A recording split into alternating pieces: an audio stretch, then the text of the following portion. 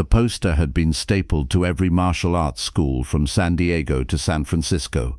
Bold red letters, "The Mountain Challenge. Survive 8 seconds, win $50,000.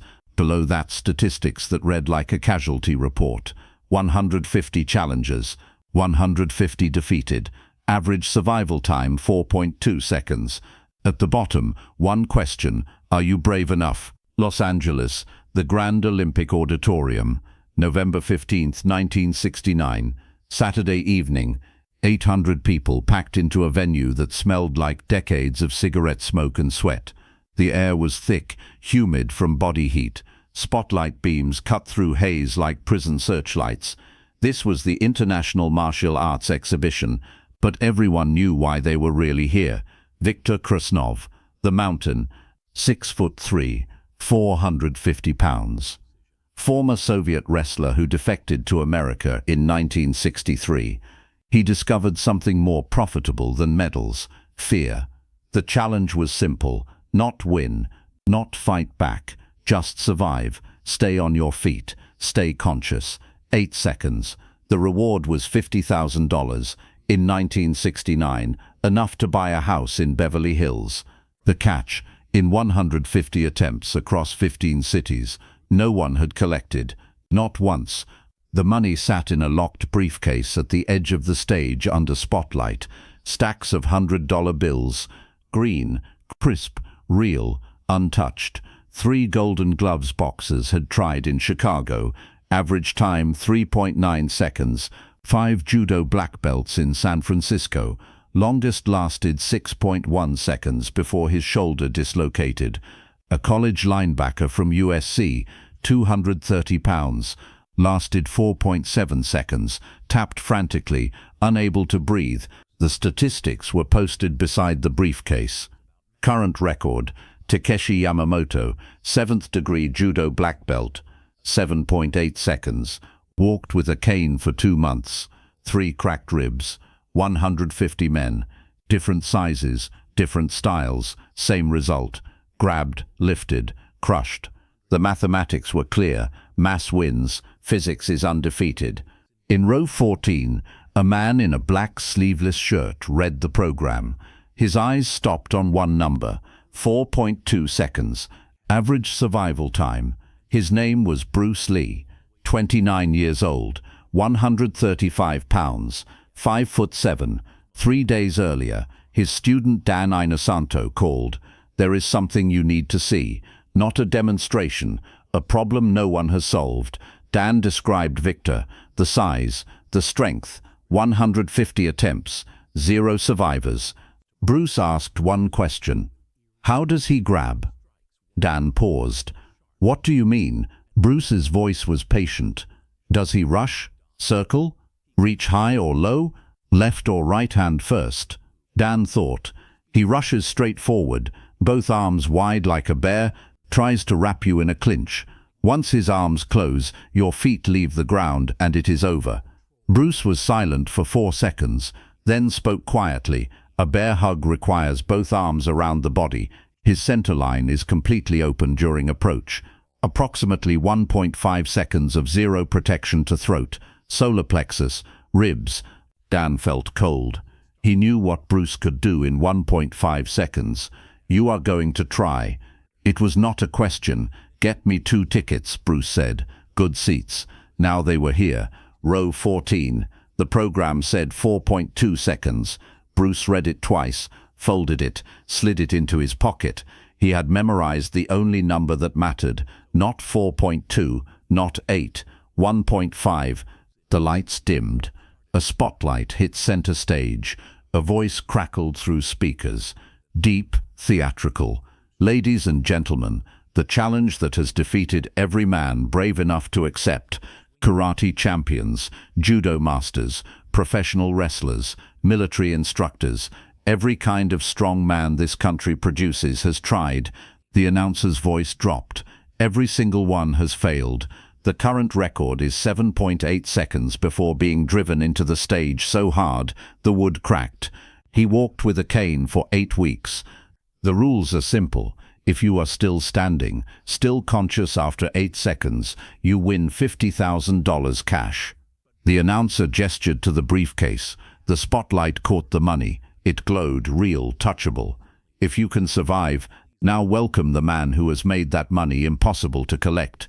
6 feet 3 inches, 450 pounds. The Mountain. Viktor Krasnov. The stage shook before anyone saw him. The wooden floor vibrated as Viktor walked from behind the curtain. 800 people felt him through their feet. The gasp was collective. Viktor was not fat. He was massive in a way that seemed anatomically wrong. Shoulders wider than door frames, chest like an oil drum, thighs thicker than most men's waists, hands like catcher's mitts. His neck had disappeared into trapezius muscles connecting skull to shoulders. He walked to center stage, did not flex, did not pose. His shadow covered half the stage. He had a ritual, walked to the edge, picked up a wooden folding chair, held it in one hand, closed his fist. The chair compressed, wood crumpled like paper, metal bent like wire. In 3 seconds, a functional chair became a twisted ball, no bigger than a basketball. He dropped it. The sound was dead, final. A woman in row 5 stood and left. She had seen enough. Drop a comment if you think anyone in that room had a chance against 450 pounds of Soviet wrestling machine. 2 challengers went first. A Marine, 230 pounds, lasted 3.4 seconds. Viktor's arms closed around him at 2.1. The Marine's face went white, could not breathe, ribs compressing, tapped at 3.4, 3 fast taps. I surrender, please stop. He sat afterward gasping, holding his ribs, eyes wet from pressure. A UCLA wrestler, 260 pounds, lasted 5.1 seconds. Shot for Viktor's legs, got 1 step. Viktor's hands found his shoulders, lifted him, feet left ground at 3.8. At 5.1, he tapped, could not breathe, just tapped and hoped Viktor would release. 2 challengers, 2 failures. The briefcase still locked, 50,000 untouched. The crowd had done the mathematics. 152 attempts, 152 defeats. Size is destiny. The announcer scanned the crowd. Anyone else? Last call, $50,000, 8 seconds, silence, nobody moved. Then a voice, quiet, conversational, I will try. The voice came from row 14. A man stood. Black sleeveless shirt, black pants, no uniform. He was small, significantly smaller than the 2 who just failed. Murmurs spread, some laughed, protective laughter. Please do not do this. A woman grabbed her husband's arm. Someone needs to stop him. He will be killed. The announcer hesitated. Sir, are you certain? Full contact, no weight classes. You saw what happened. I saw it clearly, the man said, his voice calm. That is why I am volunteering. Dan Inosanto grabbed Bruce's wrist. Whispered urgent. Bruce, you weigh 135. He weighs 450. 315 pounds difference. This is bone density. Hospital visit. Bruce stood, buttoned his collar. 1.5 seconds, Dan. That is all I need. Bruce Lee walked toward the stage. 800 people watched. Everyone thinking the same thing. This man is about to get hurt. Too small, too light. The 2 who failed had combined 690 pounds over Viktor, still lost. This man looked like he could fit in Viktor's shadow twice. The walk was 40 feet.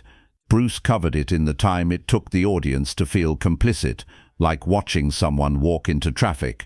He climbed the steps. His feet made no sound. Where Viktor made the floor tremble, Bruce made it whisper, center stage. For the first time, the audience saw them together, Viktor Krasnov and Bruce Lee, side by side. The image was absurd. A man in row 7 shouted, "Do not do it. You do not have to prove anything." Bruce did not turn, already past where words from strangers mattered. The announcer approached with clipboard. Name, Bruce Lee. Weight, 135 pounds. The pen stopped. He looked at Viktor, back at Bruce. 135. Correct. The lightest tonight was 195. Lightest ever 172. You are 135. I can count, Bruce said.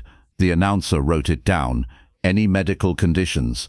None, Bruce said, but have a medical team ready. We always do. For the challenger. Bruce's expression neutral.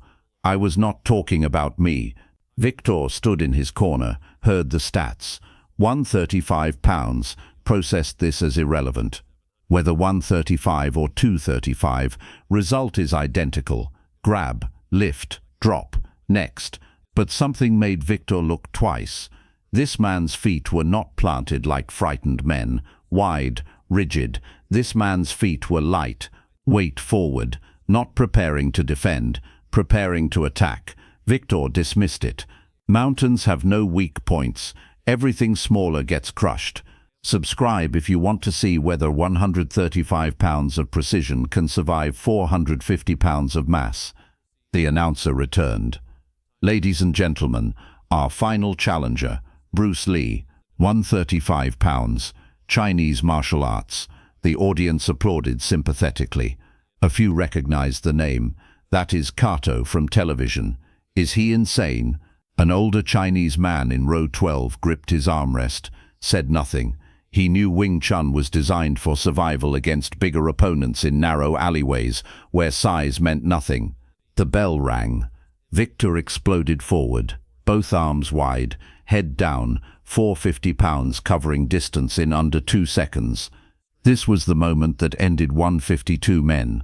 The rush, the tsunami no technique had answered. Every challenger had done one of 3 things. Froze, got grabbed standing still, retreated. Victor caught them, attacked, techniques bounced off, then grabbed. Every response tried hundreds of times. Freeze, retreat, attack. None worked. Bruce chose option 4, the option that did not exist, moved forward, into the charge, toward 450 pounds of destruction. The audience gasped.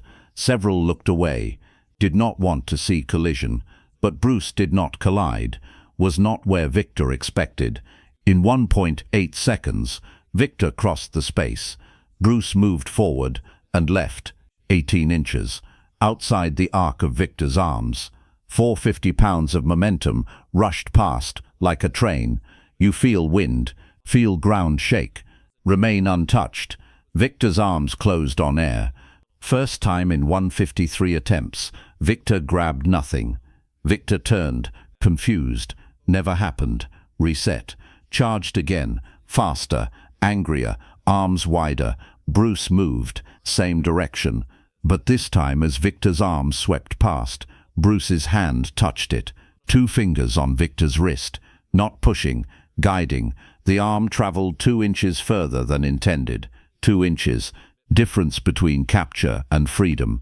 Victor's arms closed behind Bruce, grabbing each other. Victor hugging himself.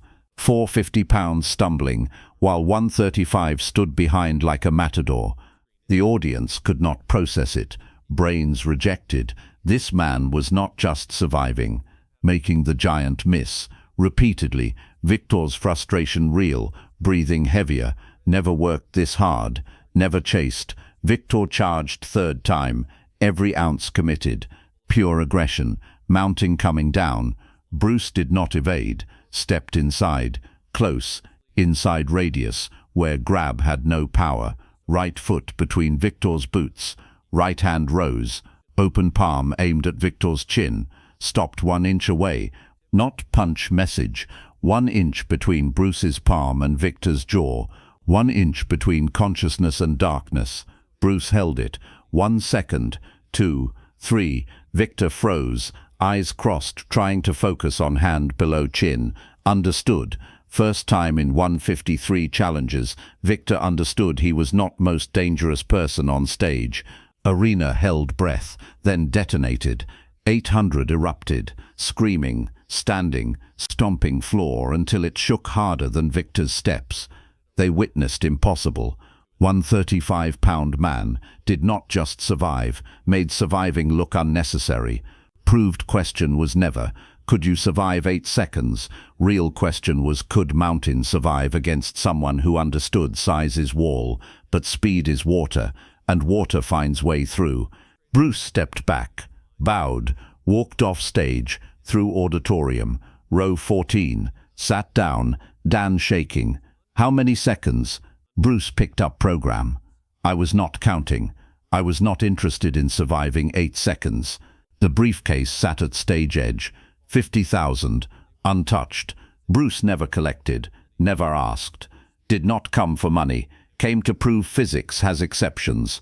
Years later, 1976, Victor gave rare interview, asked about that night, paused, stared at hands, spoke quietly. I thought size was everything, had crushed 150 men, then 135-pound teacher showed me I understood nothing about fighting, only grabbing. He taught me in 8 seconds what I should have learned in 8 years, not defeated, educated, painfully, necessarily. Bruce never spoke publicly about it, for him not achievement, just problem needing solving. 150 men tried one way, he tried another, no philosophy, just applied physics. Understanding every wall has door if you know where to look. 800 witnesses, 153 who could not, one who did. November 1969, Night Mountain, met water and discovered mass means nothing when precision finds opening. Share this with someone who needs to understand. Impossible is just a problem no one solved yet. Not because it cannot be, because no one thought to try different approach.